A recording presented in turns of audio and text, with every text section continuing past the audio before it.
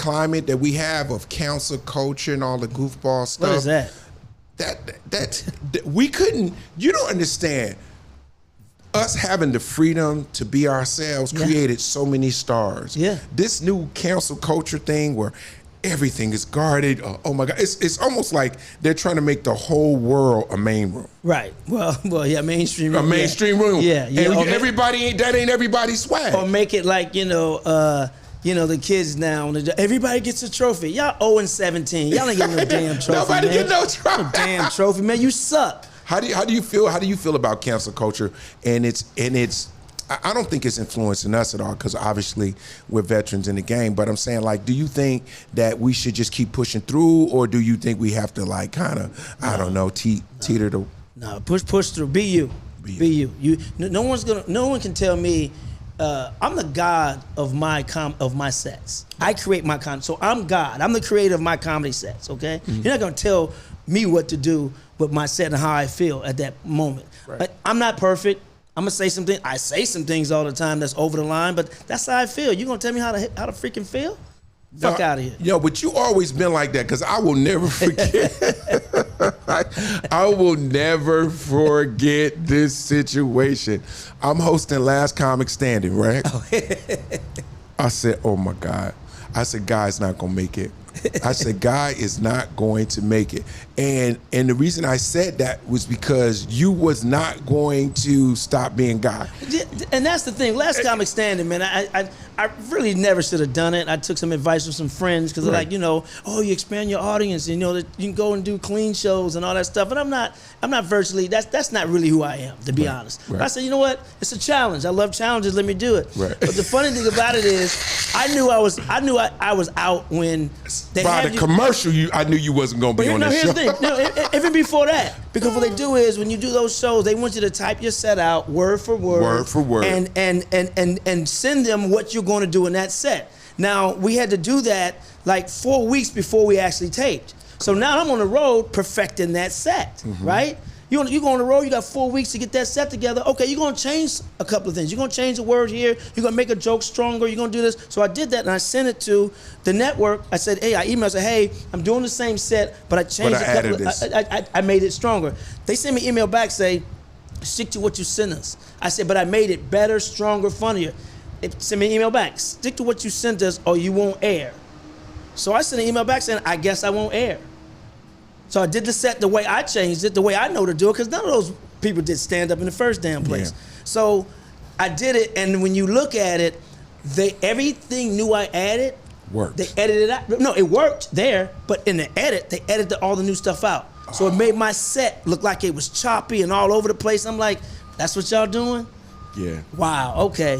And then they had people, man, it's funny because people called me and was like, that I had friends who went to some of the other tapings and were like, yo, they had me edited at your show, but I wasn't even there. They had them look with frowns on their face, and they weren't even at my show. So it's manipulative where they take different audiences and they can set you up to fail if they want editing. They can do that. Yeah, I actually felt bad because hold on. But if you,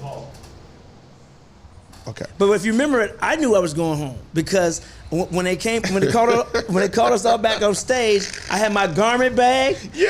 I had my garment bag with me, and they were like, the stage man was like, yo, B, I'm done. They was like, you can't bring that on stage. I said, why not?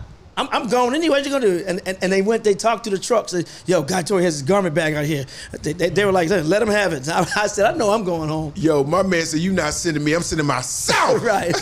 Because with those shows, man, they have you sign this contract like a phone book. Yes. And they own you. They own you. Like they own every TV show or movie idea. They have you write down before you tape the show. And then they basically say, if you make it through, or any of these TV shows or movies that you wrote down, if you do these, after you did Last Comic Standing, we own like 30% of it. Yeah, they own it. Even if you didn't blow up off of Last Comic Standing or all those other shows, they own a part of that movie or that TV show. That's whack, yo. Yeah, hey man, listen, the game is tricky, and when one of the things you said earlier, which is who you are, you said, I draw the line, I'm not gonna stop being me. No. And I just remember when you told me you was leaving, right? Deuces. You was so St. Louis, bro. You was So like, yo, St. B, Louis. man, I know you my man. I know you, but this ain't me. No disrespect. I love you to death. I'm done, bro. I don't give a fuck. You was out, man. It was so funny. I was like, they were like, is Guy leaving? I was like, yeah, I think he's done. I think he's done. I think he's done. Don't. He don't need to talk to y'all. And at this point, I had already done the movie Life. The movie American History X. Fat Tuesday is already a success, in the clubs. And you got these people who are judging me, who can't hold a candle to me. Do you remember this? So this is when I said Guy is going to leave Last Comic Standing. So after you do your set, you got 3 judges telling you, critiquing your set. Who can't follow you anyway. Oh, there you go. See, you already know he having a flashback. They was critiquing his set. He was like, How long you been doing comedy? Your opinion don't mean nothing. How long? Because it's like, come on, how you gonna judge me? How you judging me? You can't even follow me. Next, go ahead. Yo, I was like, yo, Malcolm X is doing. Oh, I got some more updates. What is it? You got it. Okay, I was like, yo, Guy is spazzing. What triggered you when they started critiquing you, I did a joke about driving through some southern town and seeing the KKK in between the trees burning crosses, right? And had the white sheets on. And I did a joke saying that they gas prices was high. They can't afford enough gas to burn crosses anymore. The economy is so bad they can't buy the sheets they used to buy with the high thread count to hide their faces. Right. You can see them through the sheets, right? There was a joke about saying that the economy was bad because Bush was in office at the time and the economy was terrible. And they said, Guy, you really didn't see a burning cross and white sheets where you can see the face. I'm like, it's comedy. Right. You think a monkey really suck his dick in Richard Pryor's ear? And that joke that he does? Right. I mean, and these are 3 comedians who know we hyperbole everything. Absolutely. And you're gonna judge me on a joke, which was a very well written and clever joke in the first place. I might add. Because the thing was, the guy was like, we can't buy the thread count we used to buy. We used to buy 800 thread count. We got 300 thread count. They can see it through the sheet. They can see it through the sheets. And I'm just like, and they're gonna critique that? Are you kidding me? Yo, you lost your mind. Yeah, I was like, Guy, I said, Guy is not ready for I'm not ready for family TV. You're not ready for family TV. I said, Guy, I'll see you at the Fat Tuesday. So cut to now. I feel like you're in a wave, and by the wave I mean like you're in your skin. You feel good. You know what I mean? You're happy. You are where you're supposed to be. Has the journey been difficult for you, or has it just been?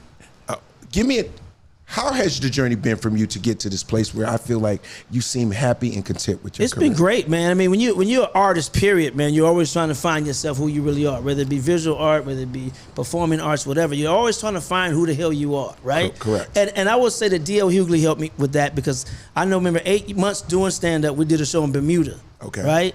And I was so nervous about them translating my jokes in another country, right? And then they're worried about who the hell I am. And he said, man, it's so funny. Dio said this. He said, man, it's so funny when you start doing comedy, you try to be everybody else but yourself.